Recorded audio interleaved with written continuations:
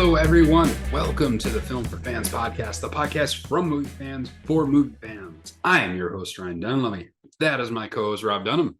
Ryan, it's the day of mourning. Is it? Jake Gensel is no longer a Pittsburgh Penguin. He is no longer a Pittsburgh Penguin. So my jersey is getting hung up until he retires because I don't wear jerseys of players that are no longer actively playing on my team. That's rough. So I have to find a new favorite player. And no, the Philadelphia Flyers are not in the running. I'm sorry. I feel for the mourning for Penguins fans. However, I feel like dancing on their ashes. So,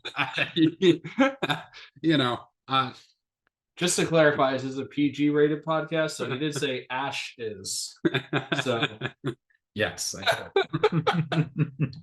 But this is not a hockey funeral podcast. There's a trade deadline, but no, we are not. We're not doing a trade deadline hockey podcast. Our last deadline to talk about the Oscar movies today. It is before the results are finalized. Yes.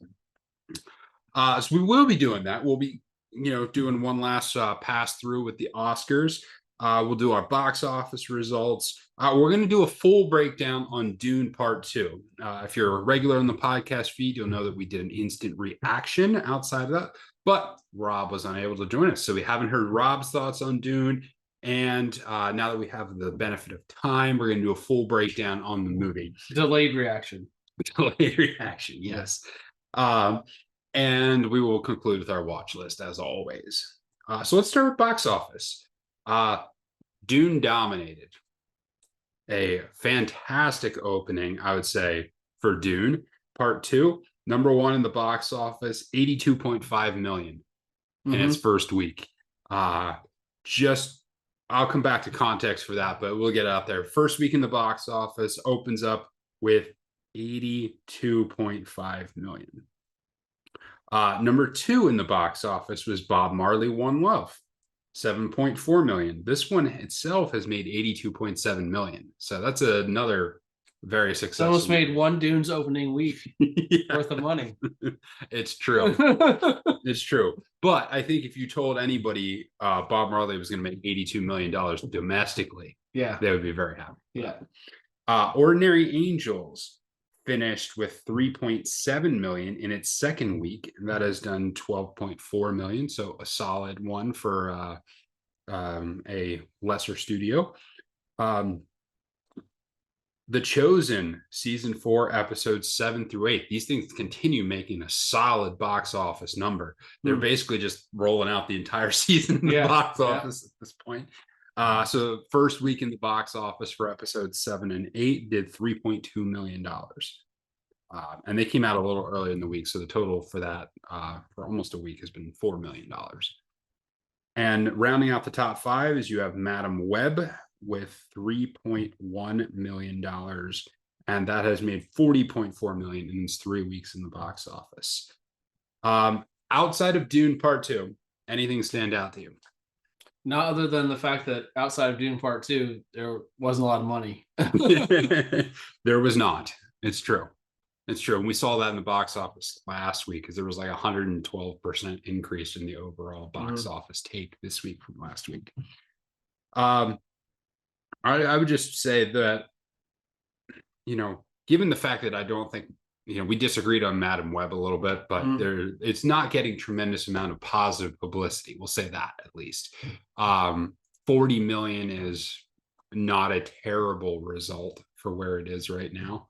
All 4 of the other ones, I think you can all say have been very successful so far. Fairly successful top 5 of the box office. So let's get into Dune Part 2 a little bit. Made $82.5 million in opening weekend.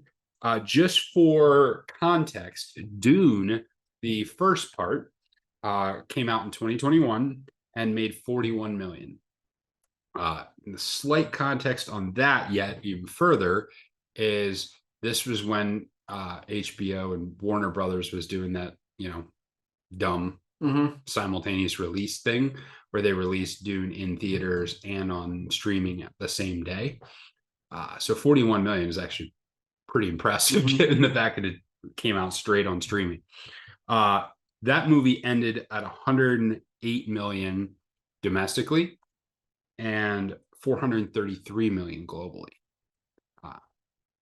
It has made very close to its total domestic run in the first weekend. Dune Part 2. This movie is going to be a monster. What are your thoughts on Dune's results and where Dune stands at the box office? I guess pleasantly surprised. I thought it would do pretty good, but I didn't know it was going to do this good. Yeah. And very hopeful that it indicates there will be a third one, because that's not actually official yet, and it should be, because they need to finish the story. Yes, they do. The second one ends right at the ultimate, most important part of the book. Yeah. So they kind of have to make a third movie, but I guess they had to prove that there was an audience for that, and I think they've proved that. Yeah. Oh yeah. I think the only hang up would be if I know Villanueva is like, I need a little bit of a break here. and I think the script is mostly done, but he's going to take a break before he even attempts to tackle Dune Part 3. I think what I saw is that you're looking at least 5 or 6 years before it would come out. See, I was thinking I saw something maybe 2 to 3, but that might have been 2 to 3 from start of production, and then 5 to 6 will come out. I'm not sure, but anyway, you're not going to get this. You're not going to get Dune Part 3 next year. No. You're probably not going to get Dune Part 3 in 2 years. Yeah. What that does to the schedule, we'll see. But I think the studio is not going to have a problem forking over the money to be able to produce it. I think too, I think you're starting to see Denis Villeneuve jump into the Christopher Nolan level of terms of directors. In other words, there are very few directors right now that can make a blockbuster film with mainstream appeal that is still a very high quality movie. And for instance, you'd see, the Marvel movies, sometimes quality not so great. The superhero movies, quality not so great, or you see great movies that nobody wants to go see. Nolan can deliver, Villanueva can deliver. Now, I would still say Nolan's slightly is a tick above Villanueva, but I would put him right up there at the top of the industry right now in terms of directors that both studios and audiences can trust. I would agree with that. And I think that's what you're seeing in the box office. People give me movies like this. Give me movies like Oppenheimer. Give me movies I want to go see. And I think that's what you're seeing with the results of Dune Part 2. What did you how much do you think is going to make domestically? Let's start with this. What is the fall off from week 1 to week 2? What do you guess the fall off is going to be from week 1 to week 2? I think it's going to be a pretty standard, somewhere in the 50s. You think it's going to be 50s? Yeah. I'm going to say it's going to be lower than that. I'm going to say it's 45%. Okay. That's where I'm banking. I'm banking it's going to do well in week 2. It's only going to be down to 45% drop off from week 1 to week 2. That's what I'm counting on. I can see that. I don't know. We'll see. It's just a hunch. But people were excited to see this. I went to an early release premiere that came out the Sunday before it came out, the 25th of February, and it was jam packed. And I don't know how they got permission to release it that early in IMAX, but they did, and it was jam packed. Everyone was there. Everyone was excited, and it's fun to be part of those atmospheres and movies like that people are anticipating being at. Yeah, actually, I went to 2 different showings of it because the first one I thought I had lined up perfectly to coincide with our returning from our church retreat last weekend, only to get to the theater and be told that my wife didn't realize that her dad still had her house key because they had our kids in Delaware. And could she please come get my house key, which meant I missed the first. I went back and watched the beginning of the movie, so I timed it, and it turned out that because of the massive amount of previews and commercials before this movie, I only missed about 7 minutes of actual movie. So it wasn't that bad. So you have to know, this is the key thing. This is key if you're a regular moviegoer. know how your theater handles start times and previews. Mm-hmm. There are some theaters that might actually start the previews and start that stuff even a minute or two ahead of the actual start time, sometimes even a couple minutes ahead of start time, and how long your set of trailers is. Yeah. Usually IMAX trailers are shorter because they tend to only show trailers that are going to be for films in an IMAX. Regular ones, you can get sometimes up to 15 minutes. Yeah. Sometimes even 20 minutes Yeah. of previews Yeah.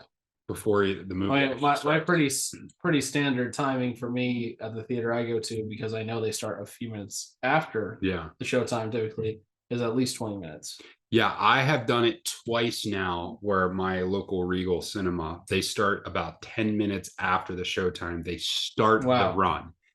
And then you combine with previews.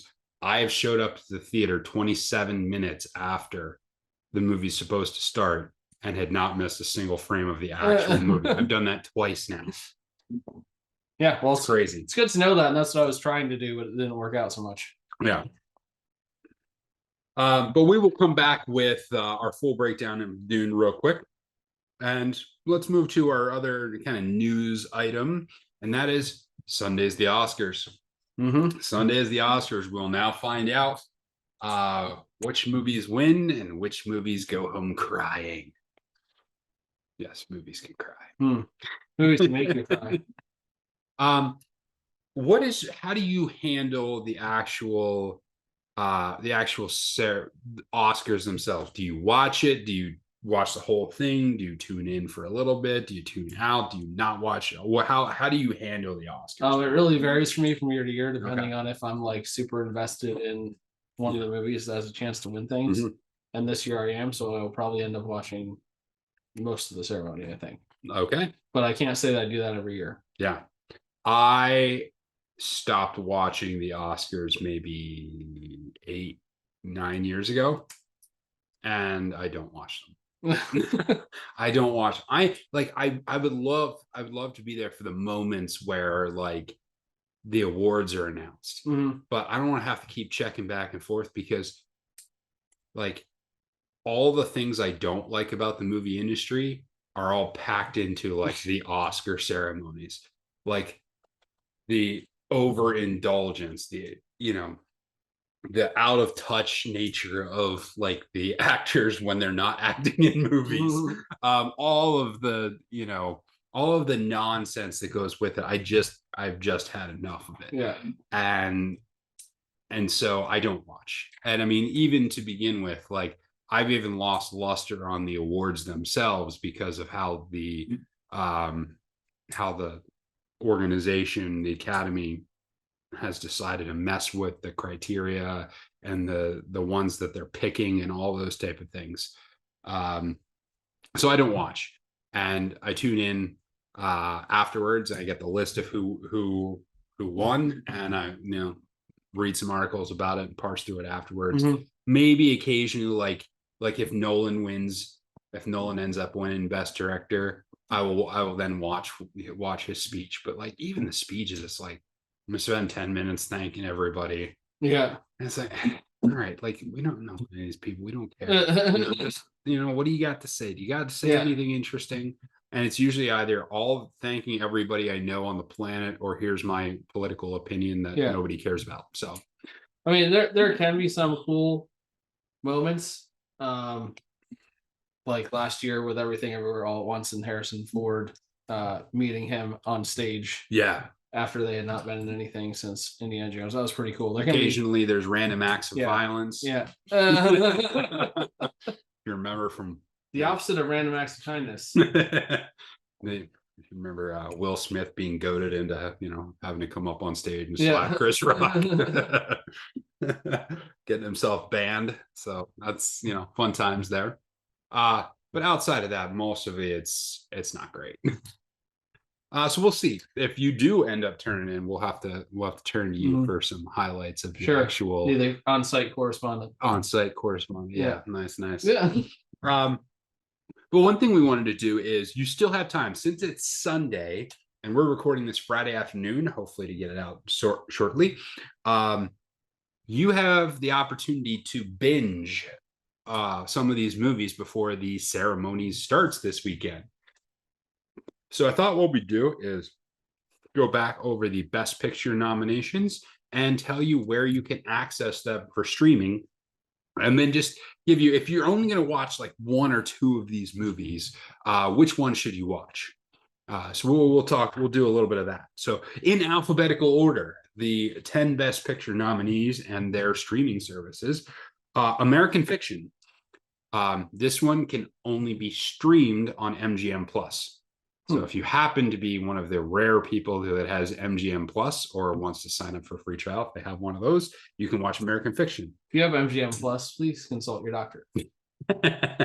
Yes.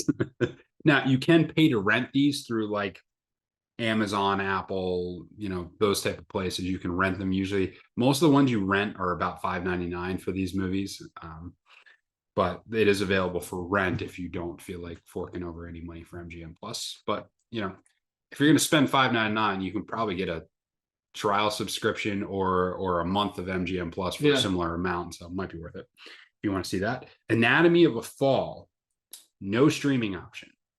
Not on any streaming service. However, you can rent it through Apple, Amazon, all of those type of things. So if you want to see Anatomy of a Fall, you're going to have to rent it. Barbie.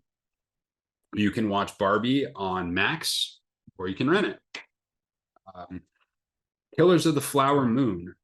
Actually, I missed one. Holdovers. The Holdovers is available on Peacock for streaming, or you can rent it. Killers of the Flower Moon. It is only streaming on Apple TV Plus, and there is no rent option because Apple is trying to control the market on that one. However, a month of Apple TV Plus is very similar to the amount that you would rent a movie from. So if you want to watch that one, get a month of Apple TV Plus. Maestro is on Netflix. So if you want to watch Maestro and Bradley Cooper's performance in that one, check out Netflix. Oppenheimer is out on Peacock. So stream Peacock, or you can rent it. Past Lives is another one up for Best Picture. That is available on Showtime if you want to stream it on Showtime. Or some people have some accounts have Paramount Plus, who have Paramount Plus have some Showtime availability. So you might want to check if you have Paramount Plus. You might want to check to see if you can get Past Lives. So it's like an add-on. I've had it before for. It's an add-on. Some trial subscriptions come with it. So you might have, if you have Paramount Plus, you might have access to Past Lives. I would check that out. But if you definitively want it, you can get it through Showtime, or you can rent it. Poor Things just finally came out on streaming. Poor Things came out this week on Hulu. So if you have Hulu, you can watch Poor Things. There is no streaming, there is no rental option for Poor Things. Either you watch it on Hulu or you purchase the movie. And lastly, Zone of Interest. Try to find a theater it's in or buy the movie outright. Those are your only options for Zone of Interest, unfortunately. Like we talked about a couple of weeks ago, a number of these movies were late 2023 releases, or some of them didn't even make it to wider distribution until 2024 in the interest of Zone of Interest. As a result, we're not enough along in the cycle for some of these things to have made their way to appropriate services. You might have to dig a little bit to find some of them. And they might have just said this movie is too depressing to put on a streaming service. Before we get to this, how did you, based on, I know you haven't seen all of these or a lot of these, how would you, just give your general thoughts, how would you rank this crop of movies based on some of the more recent years? I think in general, overall, the field is pretty strong. I don't know if the ones who are in contention to win are like miles above what we've seen, but I think they're up there. I think they're pretty solid movies. But I think just in general, the field of 10 as a whole is pretty strong and pretty got a pretty wide range of kinds of movies in it. Yeah. I would say this is probably the strongest overall crop of movies we've seen this decade. I still have the issue with the fact that almost nobody will have seen most of these movies. I would guess the average moviegoer has seen 2 or 3 max. And that's not great. That's not great for the movie industry. And we've talked about that a number of times. However, the movies themselves, not judged on their distribution or anything like that, I think it's one of the stronger crops of movies for the general public. So if you have access to it and you eventually get access to it, I think you're going to end up enjoying most of the movies that are on there. So I think from that standpoint, it's one of the stronger crops we've seen. Is there one or two you want to recommend for people to watch if they have not seen it? Well, I would say probably a good bet, and I have not seen The Holdovers yet, but would be to just get Peacock and watch Oppenheimer and The Holdovers, because those seem to be the 2 movies that were most award-winning in the Golden Globes. One with comedy, one with drama. Yeah. Also, Poor Things might be interesting to watch on Hulu, and that one probably might have the low, that and my Maestro on Netflix probably like the lowest barrier to entry for people. Yeah. There's probably the most amount of people of those 2 out of the rest of the streaming services, I would guess. Yeah. From my standpoint, the ones I'd recommend if you have the chance to watch 1 or 2 movies, I'm going to assume you have seen Barbie and Oppenheimer. As a result of me assuming that, I will recommend some of the other ones for you to check out. I would say if you're willing to pay a little bit of money, Anatomy of a Fall is one you should check out. I think you'll like it. I think you'll find it interesting. It's a mix of relationship drama, court, murder mystery type thing. So it really is well done, well acted, well directed. I think it's going to win something. I don't think it's going to win Best Picture, but I think it could win an award at some point. I would also recommend The Holdovers on Peacock. I think Paul Giamatti has a good chance to win Best Actor. I think this one, as you talked about, is kind of between him and Cillian Murphy for Oppenheimer. So I'd recommend The Holdovers as well. And I'm going to check out, for me personally, I'm going to check out Past Lives. That's one of the ones on my list for this weekend. I do have access to it through my Paramount Plus. And so I'm going to check that one out. Maybe I'll get to Poor Things. I'm not sure. We'll see. So that's a little bit of a wrap up. I didn't prep you for this one, so maybe you won't know. Is there anywhere where you're banking on a surprise in the awards? Is there anything you think might win that we're not expecting, or a category to look for a surprise? I just still have the sneaking suspicion that Killers of the Flower Moon, for some reason, will win something big. Okay. And I don't know what, but I do feel that way. Yeah. Just because of the history of the Academy and their general feeling like they need to make political statements, and some of the history with the Academy and not really recognizing Native American culture or contributions to culture. So I don't know. Maybe I'm way off, but I just kind of feel like I feel it in my bones. Okay. I'm gonna guess here. My out on the limb is it'll be a clean sweep for Oppenheimer. It'll get Best Picture, Best Director, Best Actor, Best Supporting Actor. I think it's going to win all of those. It's not going to win Best Supporting Actress, I don't think. So maybe clean sweep is not the right term for that.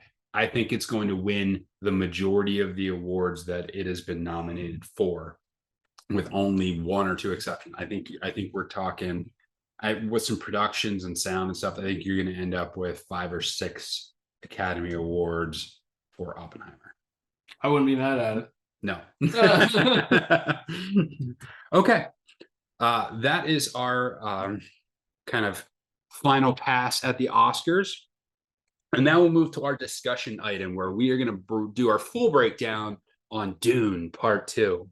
As we do with our regular breakdowns, we'll start with the non-spoiler stuff up front, and then we will give you the spoiler warning when we start talking about the details. All right, Rob, up front, what did you think about Dune? What were your impressions of it? What were your large scale thoughts? I'm a big fan of this world that they've created. I mean, obviously you're going off the source material, so the world was already created, but not in a non-visual way. Yes. So you have to bring it to life mm-hmm. in a visual way. And the use of color and sound mm-hmm. are the two things that stick out most to me in these movies. Yeah. And carried over strongly into this one. From the very beginning of the movie, the very first thing you hear is the alien tongue. Mm-hmm. And it's the Harkonnen voice. And it's chilling and a little terrifying. Like guttural. Yeah. Like yeah. And but it's so effective. Yeah. And I think one of the reasons why it's so effective is you're just not anticipating it happening. Mm-hmm. And I think maybe one of the strongest features of these two movies is the ability with the editing and the sound and the light to create so many of those moments where you are surprised or something you didn't really expect happens. Yeah. I think you're right on. One of the strongest impressions that I'm left with is the color palette and the use of color and the use of scale. You could easily see a movie done in the desert as being very monochromatic. You could easily end up with a movie that's very monochromatic given the setting of the desert. But the directing and the cinematography does such an amazing job of giving you reds and golds and blacks and whites and, pops of color at one instance, and then scaled the whole way back down in another. And just interspersed throughout all of that is it's remarkably well done. It is it's incredibly visual world. It's very Denis Villeneuve. If you've seen his other movies, yeah, it's very, very much his style. But that use of color is amazing. The use of scale is another one. The way they're able to portray the different worlds at different times gives you a different sense. The vastness of the desert, the closeness of the underground sieges, where the Fremen are, big stadiums, small rooms, really, really does an awesome job with scale. Large scale battles, small raids, really does an awesome job with scale. And the meat of the story is so good. You're getting much more into the meat of the thing, and so giving him more material to chew on is really just to the benefit of the movie. Really fantastic. What other thoughts before we dive in? I thought the casting again was phenomenal. Mm-hmm. Maybe my only one minor thing was I said, yeah, Christopher Walken's in this one, and he was Christopher Walken in space. Yeah, it's hard. I would agree. It's hard to see Christopher Walken as anything but kind of a cartoonish figure. So maybe the casting choice could have been slightly better on that one. Yeah. But otherwise, I totally agree, especially the minor characters. The performances from the non-mains was really, really good in this one. And I'll detail exactly what I mean by that when we get to the spoiler section of it. But yeah, the acting was fantastic in it. Anything else, or should we jump into? We can jump in. All right. To the sands. This is your spoiler warning. We will now get into details of Dune. So if you haven't seen it, or if you want to wait until afterwards to hear what we say specifically about the movie, now's your chance to skip ahead to the next section. All right. You had your chance. You had your chance. Let's do it. Okay. So give me what did you get specific? What did you like about it? What was kind of the main things that drove you to like this? I really liked the bad guy, Mm, Austin Butler. Fade Rafa. Very, Rafa. very creepy. Yeah. Yeah. About as opposite to Elvis as you could be. Although Timmy's character is kind of about as opposite to Wonka as you could be. I was a little disappointed that you didn't like walk up to the top of the cliff in the one scene and pull out a Wonka bar and hold it up. I mean, really, what are you doing here? I can give them something they've never seen, and he should have said chocolate, and yet he didn't. But man, like just from the very beginning of this movie, we talked about the color and the eclipse scene at the beginning with the Harkonnen soldiers might be my favorite scene in the whole movie. Yeah. And it's like right at the beginning, and just this huge color change happens in this moment, and it's so powerful. And I mean, I liked pretty much everything about the movie, so it's hard for me to pick out like really specific things. I think Timothy is certainly the right choice for this character, and it's really cool seeing him grow into that character. I mean, I've heard this critique somewhere, a couple places. I think his performance is great. Do you think that his overall size and stature is a negative? Because he's very small. He's a very small guy. Yeah. And to be someone as powerful as this character is supposed to be, do you think his size is at all an issue in making that happen? I could see it being an issue, but a lot of his power is derived from the mental side of things, the ability to control people's minds, control their attitudes, to use the voice, to get them to do what he wants them to do. And you don't need to be a big person to do that. And I actually think that might make that aspect more effective, because he's not this big hulking guy. He's just like, he's this dude, and when he says quiet, like shuts everyone up immediately. You kind of get that feeling. Like I'll give an example. The newest Tomb Raider movie with Alicia Vikander. Alicia Vikander is very, very small, which is a very direct contrast to the Angelina Jolie versions. But I felt like in that case, like as good of an actress as she was, like her stature was too small to be pulling off what she was doing. I think you can make a small argument that it is, but I don't think it takes in any way takes away from the movie, his character, his performance, or the believability of the role. So I'm fine with that from that standpoint. The top thing I would say that really hits me watching this movie, I've seen it twice now, is how amazing a job they did at both playing with the internal tensions of the characters and with the audience's expectations of the characters. For instance, a big part of the storyline is Paul Atreides and his visions of, if I become a leader, bad things are going to happen, contrasted with this flow of a storyline that just keeps pushing him out front.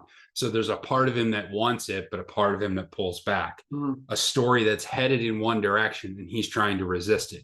And he knows, like, he's wrestling with that. You as the audience are wrestling with the idea, okay, I want to see this guy take the lead, but is it really a good thing if he does? But is it going to go well, or is it going to go badly? With character of his mother, what is her motives? As a member of the whole Bene Gesserit, it's like this, and specifically with Rebecca Ferguson's character, it's like, okay, she wants something. Does she want what's best for him, or does she have ulterior motive? Is she where is she going? What is she leading? You see the wrestling of the character of Johnny. I want to be with him, but there are conditions. I'm all on board with this. I'm not all on board with the whole religious, leader thing. I want my people to be free, and he's the best method for it. So the constant wrestling with the internal tensions, and they just keep ramping it up and ramping it up and ramping it up.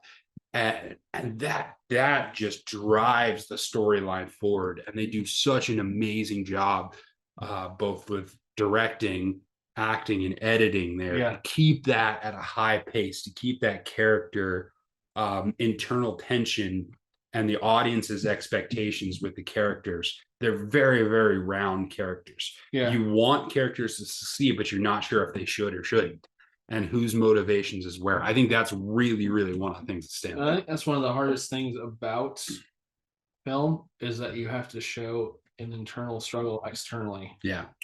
And too often movies go too far and go overkill on it. And I think that this movie did a fantastic job of that. And one of the most impactful scenes for me was when he finally drank the water of life and then got up in front of everyone and started basically saying, like, you all follow me now. Because there was a part of me, like you said, there was a part of me that was like, finally, and then there was a part of me that was like, I'm not sure I like this guy right now.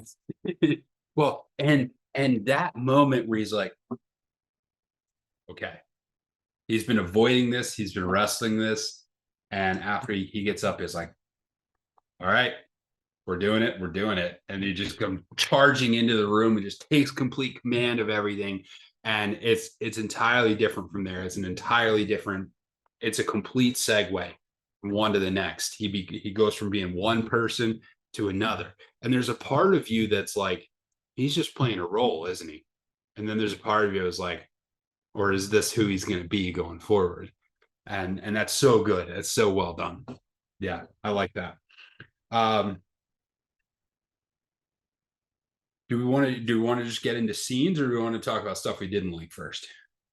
The really only minor thing that I could say I didn't even that I had any issue with was Christopher Walken's character. Just because he's Christopher Walken no matter what he's in. I wonder if he doesn't have a whole lot of lines. And I wonder if one of the reasons why they spent so much time having his daughter, Florence Pugh's character, narrate and talk and do a lot more things. So I wonder if there was a little bit of intentionality to kind of scale back Christopher Walken. Because there's a couple of moments where you're like, oh, there's the Christopher Walken voice. There it is. But I think they keep his lines short, and they keep him from having to do a running dialogue. And I feel like that was intentional because of that. So I wonder if that wasn't the case, if they were just kind of holding back because it's very Christopher Walken. So that's your only kind of negative on that.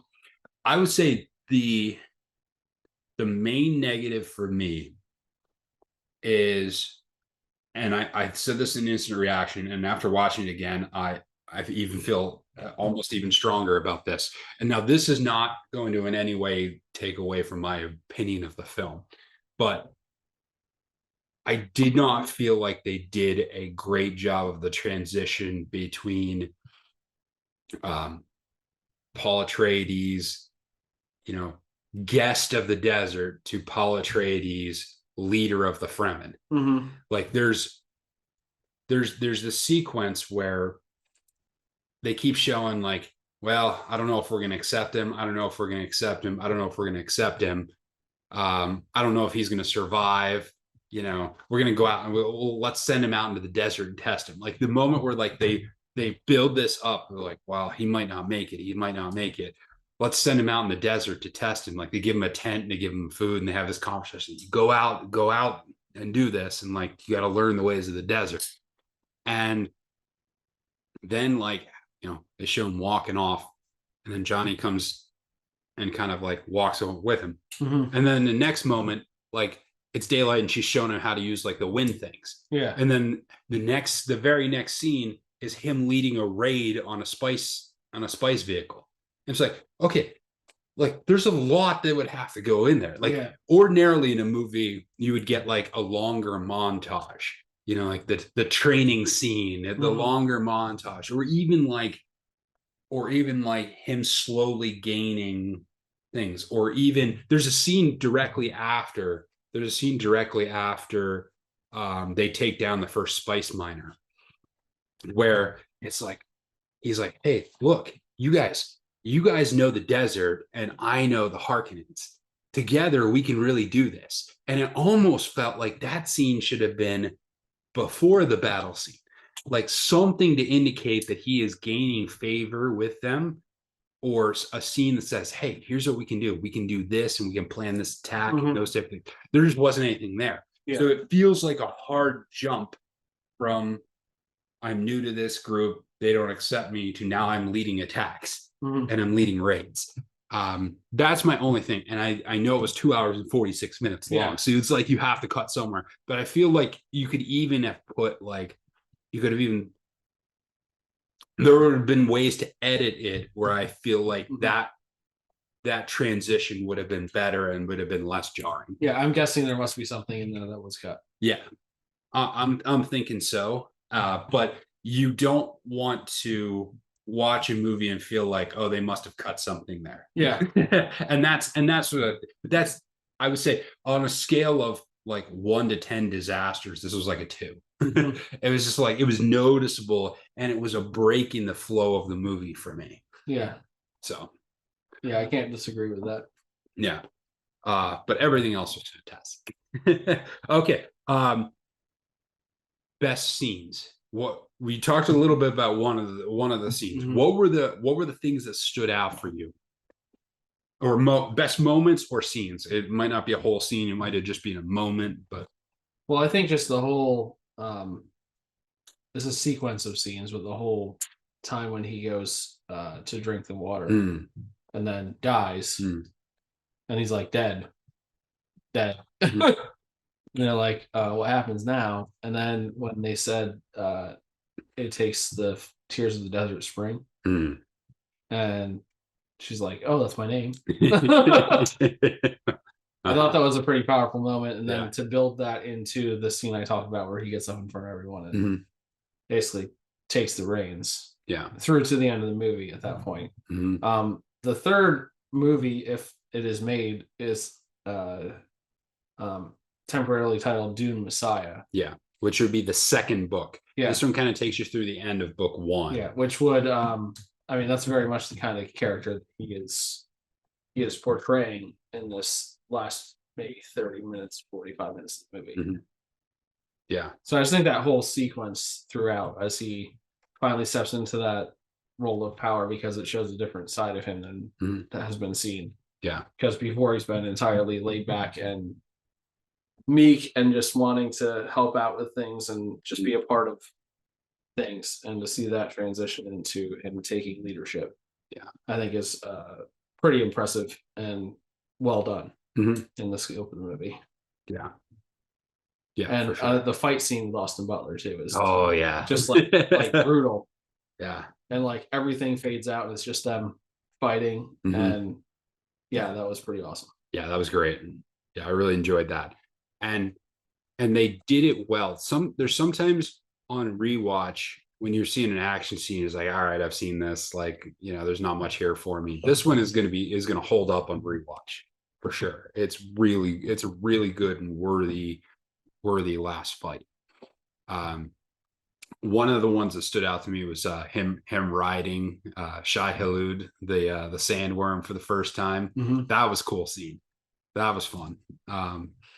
Another one that I really thought was good was the combination scene where Léa Seydoux' character kind of lures Fade Rafa and does the test with him, combined then with her reporting back to the other Bene Gesserit about that, and that subsequent sequence about what they're doing and what their motivations. And I really like the use of the fireworks in that hall and the black and white color scheme that was going on in that. That weird. It was such a cool color scheme because it's black and white, but it's not monochrome. I don't know how to describe it, but it was really interesting colors. I I really enjoy that moment. There's one moment where he where Paul Atreides is, he's talking with Johnny, and she's like, I'll be with you forever as long as you stay who you are. And there, that extra little line like gives you this little clue about where her head is, where her fear is at. And then fast forwarding to the future, then you see some of that play out, which is really interesting. And the moment when Paul like uses the voice on the head of the Bene Gesserit, and she's like, oh, like that was a cool moment because like this woman is like manipulating everything for 2 movies behind the scenes, and then for him to just use that moment and just put her in her place was quite a powerful moment going forward there. Yeah, there's so much to like about this movie. I don't even know what to say because other than you need to go watch it. How are you with the length? Are you fine with 2 hours, 48 minutes? I mean, I'm generally bent towards being fine with longer movies because long drama is my favorite. Yeah. So yeah, I had no issue with it. It did not feel like 2 hours and 47 minutes to me watching it. I agree. I've seen it twice now. I was not bored either time. It was not, knowing that I was going into a long movie did not dissuade me from wanting to see it again.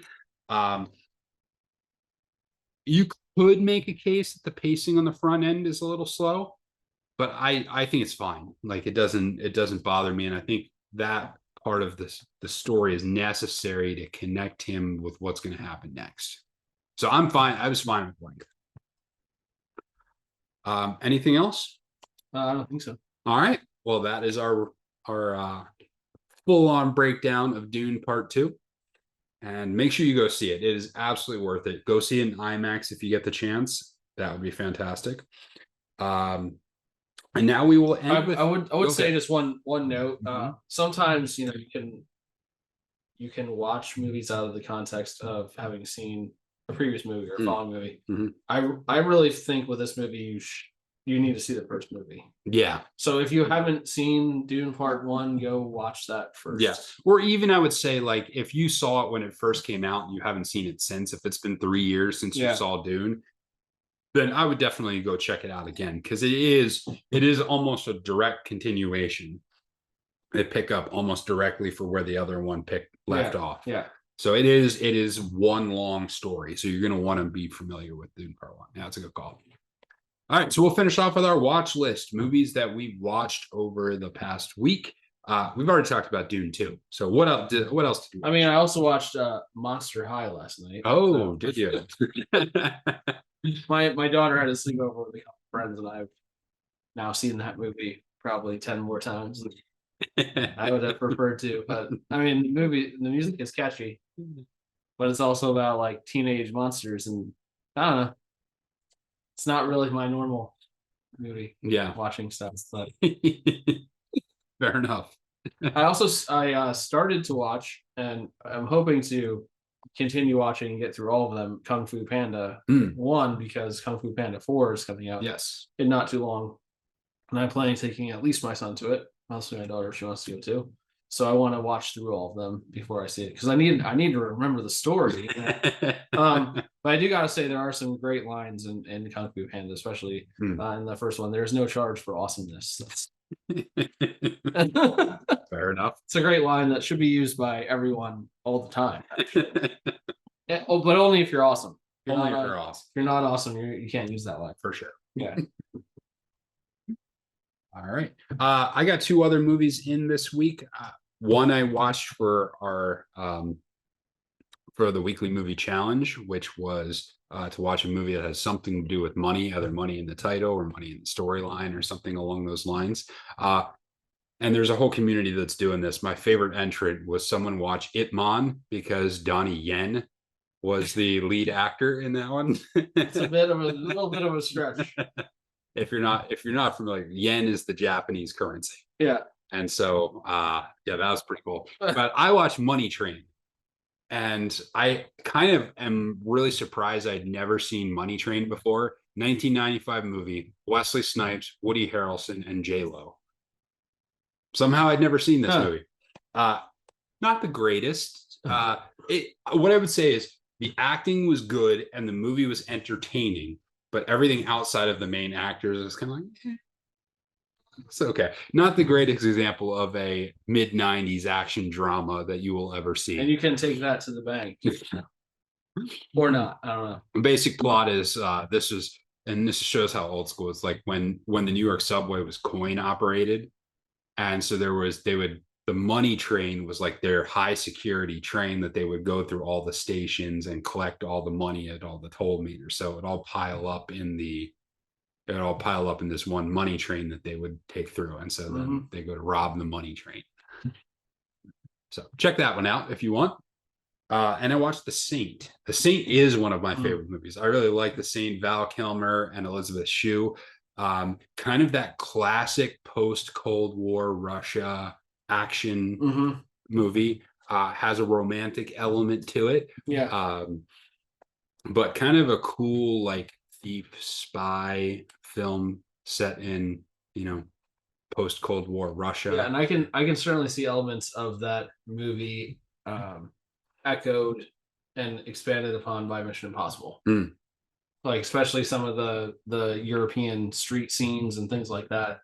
I think there are a lot of parallels. Yeah, it came out 1 year after the original Mission Impossible. So we're talking right in that same time frame, and you can definitely see parallels and similarities along those lines. It fits well within that genre. I'm actually, whenever I get around to it, I'm working on a longer piece about late '90s action movies and their connections and how much it was driven by the geopolitical, the fall of the Soviet Union, and how many movies used the instability in Russia following the Cold War as a plot point, as a scene for drama. It's actually pretty cool. There's a lot of good movies like that. But that's what I saw this week. So, anything else? I don't think so. All right. Go watch Dune. Go watch Dune. If you feel like it, watch the Oscars. You might want to check it out. There are a number of places where you can, fill out brackets, as it were, for the Oscars and try and win some prizes. I know Penn Cinemas locally here in Lancaster is doing one, and there are some other areas where you can sign up and try that. That sounds like madness. But until next time, enjoy the movies.